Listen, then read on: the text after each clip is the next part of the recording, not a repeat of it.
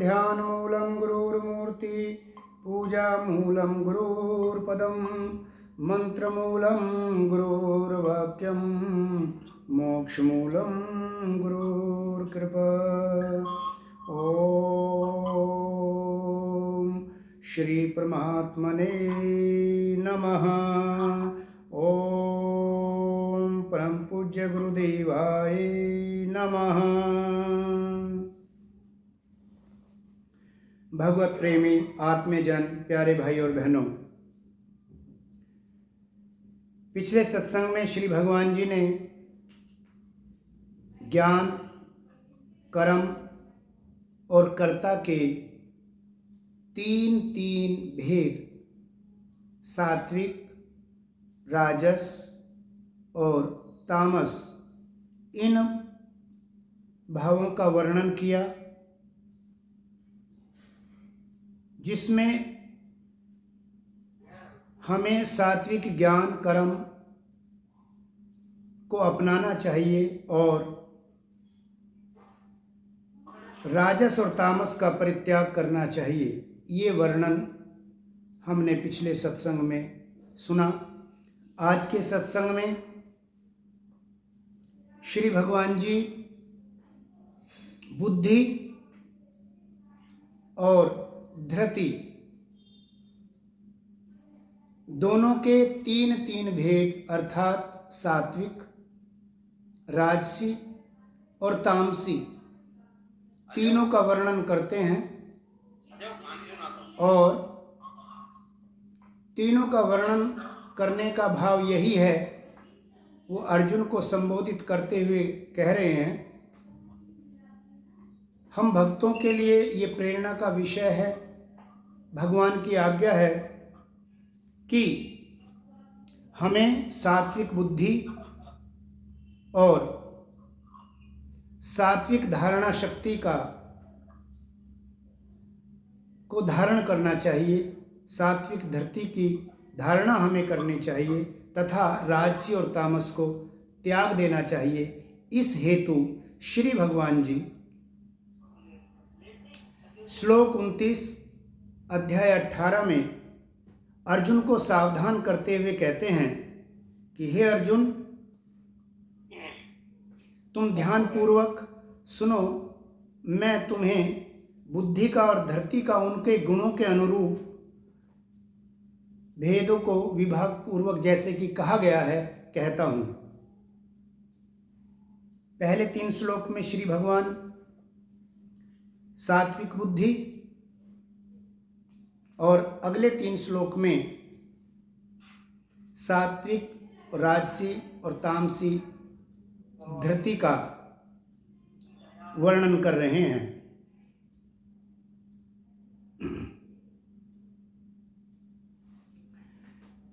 भगवान कहते हैं, बुद्धिर्वेदं धर्तेश्च गुणतः त्रिविधं शृणु, प्रोच्यमानम् अशेषेण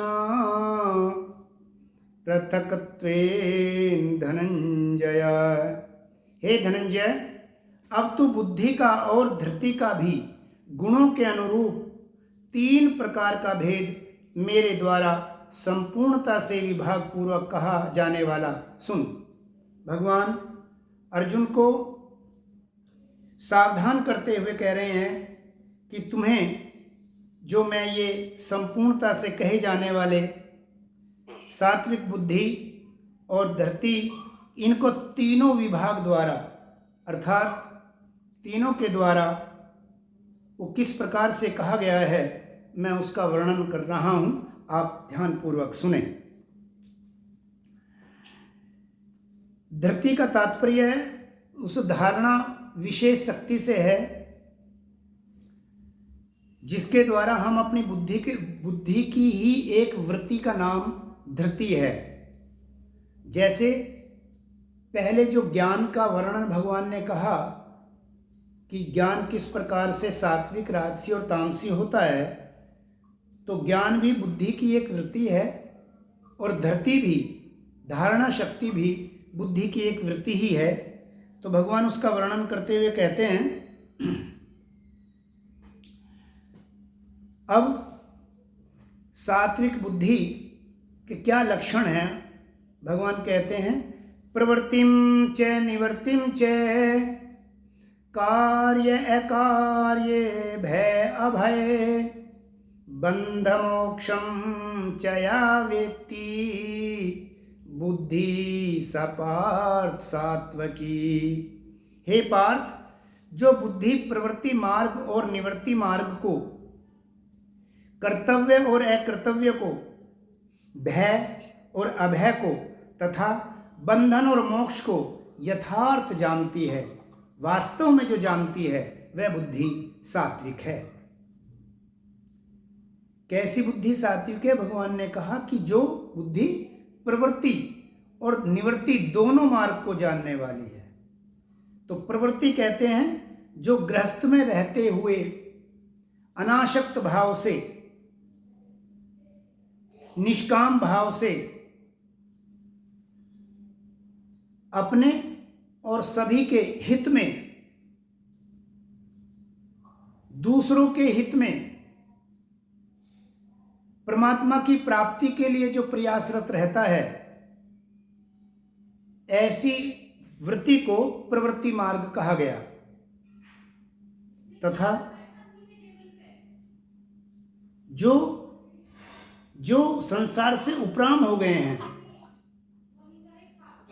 जिनकी बुद्धि देह अभिमान नहीं है तथा केवल एक परमात्मा के एक ही भाव में संसार से पूर्णतः आत्म काम उपराम जो हो गए हैं, ऐसे भगवान के प्राप्ति के मार्ग को निवृत्ति मार्ग कहा गया। उदाहरण के लिए जैसे सुखदेव जी, सनकादिक ऋषि, ये निवृत्ति मार्ग के रहे हैं, और राजा जनक, राजा अम्बरीश, वशिष्ठ जी, ये निवृत्ति मार्ग में, यानी गृहस्थ में रहते हुए परमात्मा की प्राप्ति के लिए जो प्रयासरत रहते हैं, निष्काम बुद्धि से, भगवद अर्पण से ही जिनका जीवन होता है, वैसे उनको कहते हैं निवृत्ति। कर्तव्य और कर्तव्य से हमें अपने शास्त्रों से, जो हमें शास्त्र विहित कर्म हैं, जो हमारे कर्तव्य स्वरूप हैं, जो करने चाहिए उनको करना, और जिनको शास्त्र निषेध करते हैं ऐसे कर्म नहीं करने के लिए वे अकार्य। जो भय और अभय, कौन से कर्म ऐसे हैं जो हमें भय उत्पन्न करने वाले हैं, और कौन से वृत्ति ऐसी है जो हमें अभय करने वाली है, इन सब को जो वास्तव में जानता है वह बुद्धि सात्विक है। भगवान ने ऐसा कहा। इसके साथ ही भगवान ने बताया कि जैसे राजा जनक हैं, अम्बरीश है, महर्षि वशिष्ठ, याज्ञवल्क्य आदि जो हुए हैं, ये सब कैसे हैं? प्रवृत्ति मार्ग के हुए। तो इनका जानना, ठीक ठीक जानना ऐसा है कि जो जान के जो जीवन में इनको अपनाता है, अर्थात इनके अनुसार ही जिनका जीवन चलता है, उनका जानना ही वास्तव में जानना है। इसी प्रकार से जो सब कुछ त्याग के संन्यास मार्ग में या संन्यास आश्रम में रह के परमात्मा प्राप्ति के लिए जो संसार के सारे झंझटों को त्याग करके, संसार से पूर्णतः आसक्ति का त्याग करके और केवल निरंतर भगवान के मनन और निध्यासन में जो रहते हैं, ऐसे व्यक्ति क्या कहलाते हैं? निवृत्ति मार्ग वाले कहलाते हैं। तो उनके उदाहरण हैं, जैसे कि भी वास्तव में जानना किन का है। जैसे उदाहरण दिया है सनकादि ऋषि, नारद जी, ऋषभदेव जी, इनका ही जानना वास्तव में जानना है, क्योंकि जान के जीवन को उसके अनुसार जीना, जिसकी ऐसी बुद्धि है, वो जिसमें ये लक्षण हैं, वो बुद्धि सात्विक बुद्धि कहलाती है। अर्थात जो बंधन और मोक्ष को यथार्थ में जान लेता है, वह बुद्धि सात्विक है। अब आगे भगवान राजसी बुद्धि के क्या लक्षण हैं। यया धर्म अधर्म च कार्यं च कार्यमेव च अयथावत् प्रजानाति बुद्धि सपार्थ राजसी। और राजसी बुद्धि कौन सी है? भगवान कहते हैं कि हे पार्थ, हे अर्जुन, मनुष्य जिस बुद्धि के द्वारा धर्म और अधर्म, कर्तव्य और अकर्तव्य को भी वास्तव में नहीं जानता। यथार्थ जानने का तात्पर्य है जो इसके अनुसार जीवन नहीं जीता। क्या धर्म है, क्या अधर्म है, इनकी जानकारी होते हुए भी जो धर्म प्राण नहीं रहता, उसका वास्तव में ये जानना नहीं है। जो इसके अनुसार जीवन नहीं जीता, कर्तव्य और अकर्तव्य को जिसकी विवेक बुद्धि उस तरह काम नहीं करती, तो ऐसी बुद्धि को भगवान ने राजसी बुद्धि कहा। यानी कि सत्य, अहिंसा, दया, शांति, ब्रह्मचर्य, शम, दम,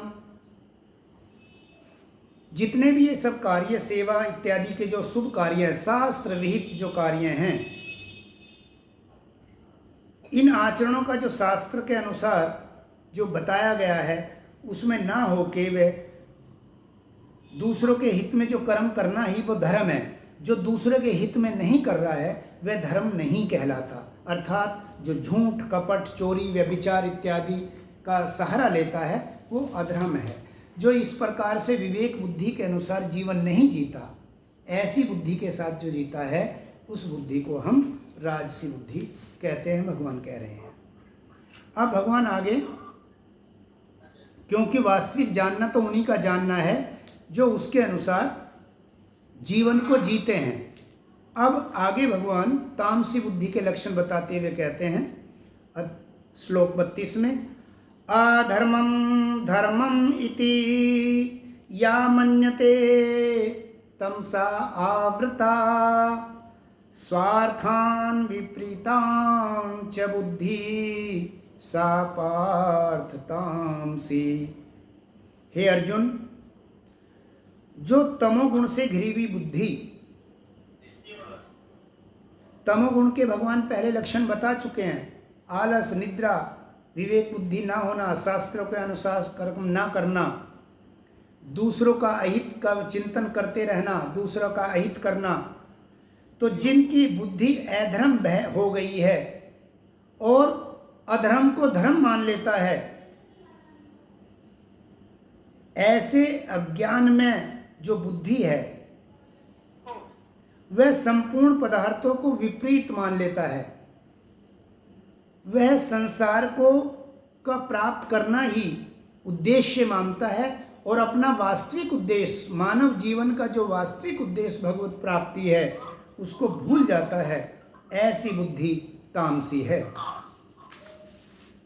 अर्थात भगवान कह रहे हैं कि ऐसी बुद्धि वाला व्यक्ति विवेक खो देता है और क्या करता है, ईश्वर निंदा, देव निंदा इत्यादि में, या शास्त्र जिनकी आज्ञा नहीं देते ऐसे कर्म, भक्ष्य अभक्ष्य का जो भेद नहीं करता, दूसरों को दुख या सुख की वृत्ति जिसकी नहीं है, दंभ, कपट, छल, व्यभिचार, असत्य भाषण इत्यादि का प्रयोग करता है, ऐसी बुद्धि राजसी बुद्धि है।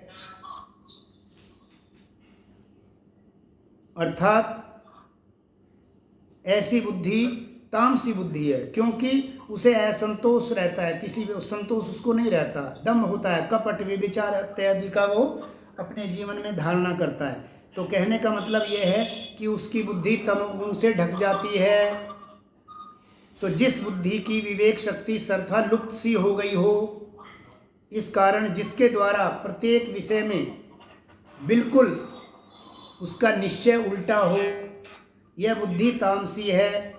ऐसी बुद्धि मनुष्य को अधोगति में ले जाने वाली है। इसलिए भगवान के यहाँ वर्णन करने का तात्पर्य यही है कि हमारी बुद्धि सात्विक बनी रहे। इसलिए राजसी और तामसी बुद्धि का परित्याग कर देना चाहिए और सात्विक बुद्धि का सदैव बनी रहे, इस बात का ध्यान रखना चाहिए।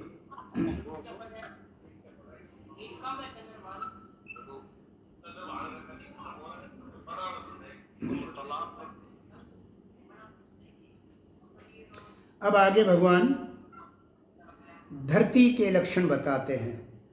बुद्धि की वो वृत्ति जिससे धारणा की जाती है, अर्थात हम संकल्प करते हैं, विचार करते हैं, निर्णय जो बुद्धि होती है, निर्णयात्मक बुद्धि जिसे हम कहेंगे, जिससे एक ऐसी शक्ति विशेष जिससे हम किसी क्रिया का या भाव का या मन की वृत्ति की जो हम धारणा करते हैं कि हमें अमुक कार्य इस प्रकार से करना है।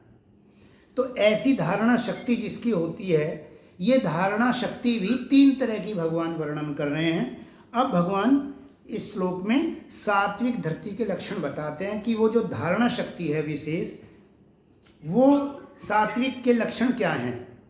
धृत्या यया धार्यते मने प्राणेन्द्र प्रक्रिया योगेन अव्यभिचारण्या धरती सपार्थ सात्विकी।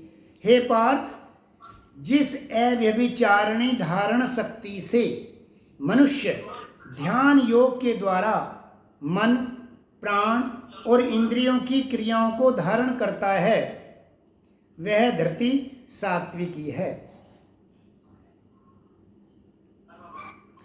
तो कैसी धारणा शक्ति? अव्यभिचारिणी। तो अव्यभिचारिणी का तात्पर्य क्या है? यानी कि जो धारणा शक्ति के द्वारा कोई एक अटल उद्देश्य जिसका स्थिर रहता है, जिसने कोई उद्देश्य बना लिया और वो अटल रहे, यानी धरती का और सात्विक धरती का अटल उद्देश्य है क्या? परमपिता परमात्मा की प्राप्ति करना। अर्थात परमपिता परमात्मा की प्राप्ति के लिए जो धारणा की, ऐसी धरती का जो अटल उद्देश्य जो सदैव स्थिर रहता है एको की भाव से, उसे कहते हैं अव्यभिचारिणी। और हमने दृढ़ता की किसी धारणा शक्ति के द्वारा कि हमें परमात्मा की प्राप्ति के लिए अमुक प्रक्रिया करनी है, फिर उसमें ज़्यादा देर नहीं ठहरते, फिर दूसरी प्रक्रिया, फिर तीसरा, यानी संकल्प जो कर लिया उसे बार बार तोड़ते हैं और एक स्थिर बुद्धि जी नहीं रहती, एक समत्व योग नहीं बना रहता। तो ऐसी बुद्धि को, ऐसी धरती को, ऐसी धारणा शक्ति को व्यभिचारिणी कहते हैं। कभी कुछ धारणा करना, कभी कुछ धारणा करना, एक पर स्थिर ना रहना, ऐसी बुद्धि कैसी है? ऐसी धरती क्या कहलाती है? व्यभिचारी। अव्यभिचारिणी धारण शक्ति के द्वारा भगवान कह रहे हैं। क्या कह रहे हैं? पहले तो धारणा शक्ति कैसी हो? अव्यभिचारिणी, अर्थात एक अटल उद्देश्य पर स्थिर रहना, स्थिर बुद्धि, इस प्रकार की धारणा शक्ति को अव्यभिचारिणी भगवान कह रहे हैं। तो धारणा शक्ति कैसी लक्षण है? अव्यभिचारिणी हो, एक बार संकल्प किया तो दृढ़ता से।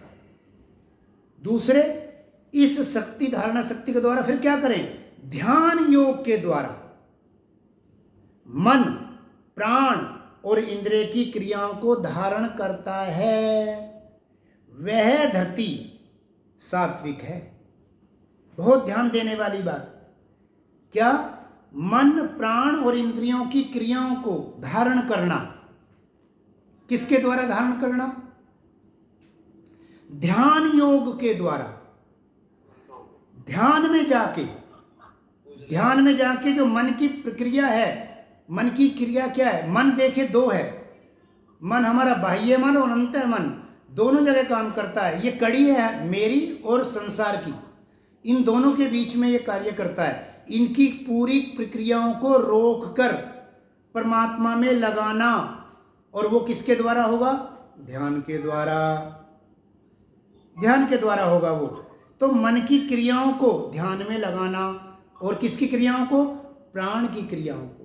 प्राण के द्वारा सारी प्राण की सत्ता ही शरीर में व्याप्त है। इसमें हमारे एक एक अवयव में, एक एक रोमावली में प्राण ही व्याप्त है, और प्राण से ही समस्त क्रिया संभव हैं, शरीर से और मन से, अंतःकरण से और शरीर से, कर्मेंद्रियों से, ज्ञानेंद्रियों से जो भी क्रिया होती है सारी क्रियाओं को प्राण के द्वारा होती हैं। तो प्राण की सत्ता को अर्थात पूरी चेतना को परमात्मा में लगाना, और परमात्मा में कैसे लगेगा? ध्यान योग के द्वारा अगर लगाना, तो जब हम ये धारणा करेंगे दृढ़ता से कि मन और प्राण दोनों की प्रक्रिया को ध्यान में लगाएंगे, एकाग्रचित करेंगे, और इंद्रियों की क्रियाओं को भी ध्यान में धारण करना, ध्यान में धारण करने की बात कर रहे हैं भगवान। यानी कि जो हमारी ज्ञानेंद्रियों के जो विषय हैं वो साकार नहीं है, वो सूक्ष्म ही है।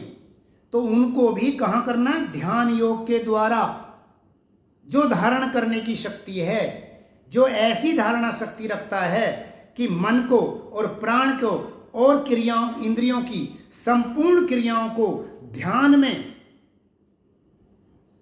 और कैसी धारणा शक्ति से? अविविचारणी, एक अटल धारणा के साथ जो धारण करता है, ऐसी धारणा शक्ति सात्विक कहलाएगी। आगे भगवान कहते हैं, तो ये विषय आपने बहुत अच्छे से समझने, ये विषय बहुत विस्तृत है, लेकिन यहाँ संक्षेप में ही वर्णन किया गया कि वह धरती जो परमात्मा की प्राप्ति रूप एक ही उद्देश्य के साथ सदा स्थिर रहती है और अपने लक्ष्य से कभी विचलित नहीं होती, तथा ध्यान योग में मन प्राण और इंद्रिय की क्रियाओं को धारण करती है। किसके लिए के धारणा करने? परमात्मा की प्राप्ति हेतु उन्हें एक जगह स्थिर कर देती है। ऐसी धारणा शक्ति सात्विक कहलाती है, क्योंकि यह कल्याणकारी है और हमें संसार से मुक्त करने वाली है। तो ऐसी धारणा शक्ति को कि अपनाने की सदैव प्रयासरत रहना चाहिए। अब भगवान राजसी धरती के क्या लक्षण है बताते हुए कहते हैं, यया तु धर्म कामार्थान धृत्या धार्यते अर्जुना प्रसंगेन फलाकांक्षी धृति सा पार्थ राजसी। परंतु हे प्रथापुत्र अर्जुन, फल की इच्छा वाला मनुष्य जिस धारण शक्ति के द्वारा अत्यंत आसक्ति में धर्म, अर्थ और काम, भगवान तीन की वर्णन कर रहे हैं, तीन बात की बात कर रहे हैं, और तीनों में भी भोग की इच्छा है।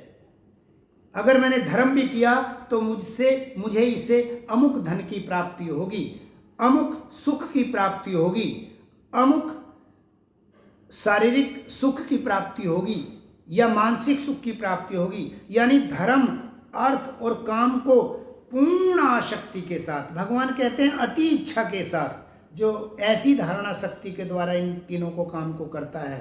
किसको? धर्म को, अर्थ को, काम को, इसकी आसक्ति पूर्ण जो इसे करता है, ऐसी धारणा शक्ति को राजसी कहा जाएगा। भगवान कहते हैं उसे राजसी कहते हैं। किसको?